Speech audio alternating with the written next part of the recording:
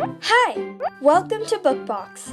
Don't forget to subscribe and tap the bell icon to get our latest videos.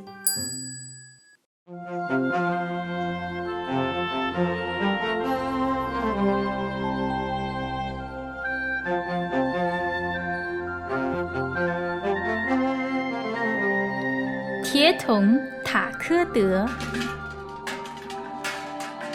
由库扎里·曼尼卡夫尔创作。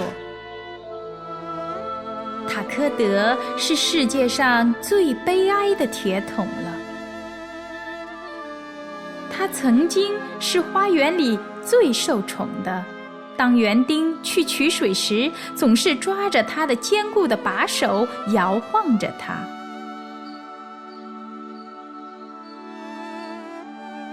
真是一个好铁桶啊，他说。但是随着时光流逝，铁桶塔科德有了一个洞，它突然变得没用了。有了洞的铁桶还有什么用处呢？塔科德被扔在了花园的角落里。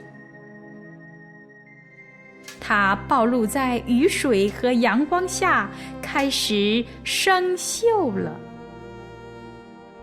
有时，它甚至被踢得乱转。我应该扔掉那只铁桶，园丁嘀咕说。塔科德不想被扔掉，他感到很悲伤。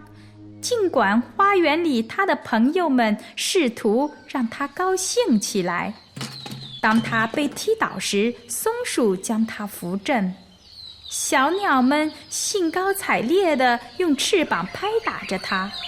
不要担心，塔科德，他们叽叽喳喳地安慰着他。塔科德真的试图想高兴起来，但这很难很难。有天，一个小女孩跑着穿过花园，在塔科德面前停了下来。她叹息着，等待着像往常一样的挨踢。这时，她突然听到一声“太好了”。很快，她发现自己在花园水管的建设下睁不开眼睛。女孩在清洗她。他感到大块沉重的铁锈掉了下来，他的精神抖擞起来。你的底部有个大洞，女孩说。当她往桶里查看时，那更好了。塔科德简直不敢相信他所听到的。他想要一个有洞的铁桶。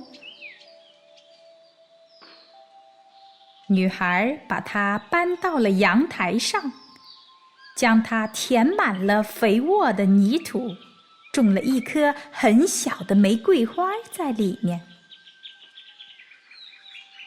这是一朵小玫瑰花，她对塔科德说。你必须帮我照顾它，好吗？塔科德很高兴。女孩真的需要他，他甚至请他照顾这朵小玫瑰花。塔科德兴奋得几乎要爆炸了，他骄傲地挺直了腰杆。当女孩种好花后，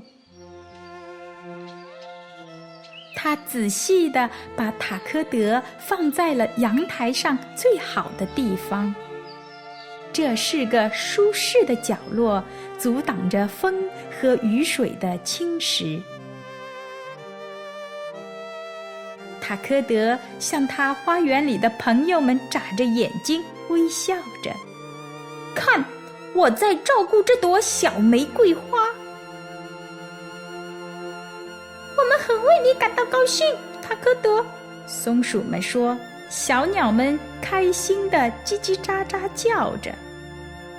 塔科德很用心地照顾玫瑰花，每天女孩和她的朋友们来看她。现在她是世界上最快乐的铁桶了。